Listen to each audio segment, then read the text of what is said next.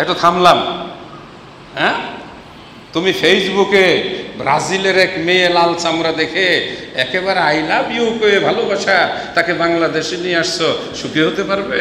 তুমি আমেরিকার অথবা পোল্যান্ডের এক মেয়ের সঙ্গে ফেসবুকে পরিচয় করে ঘরে এনে উঠাইছো। জীবনটা এত ওই জুয়া খেলা নয়, জীবন একটা বড় কঠিন জিনিস। আলহামদুলিল্লাহ আমার বিয়ের 30 বছর পার হয়ে গেছে।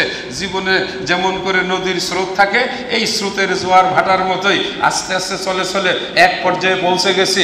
এই যে সামনে মুরব্বীরা আছে, এই যে আরো যারা আছে, আলহামদুলিল্লাহ আমরা কিন্তু এখন বলতে পারবো জীবনে এই জায়গায় সফল।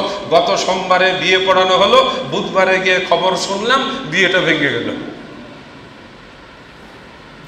কারণ মেয়ে এসে স্বামীকে যা যা বলছে, স্বামী বলছে না আমি এভাবে চলতে পারবো না। সে বলছে তাহলে তোমার সাথে আমার সম্পর্কই হবে না, আমাকে আমার সাবেক আমার বন্ধু যারা আছে তাদের সঙ্গে আমার যোগাযোগ রাখার অনুমতি দিতে হবে। স্বামী বলে কি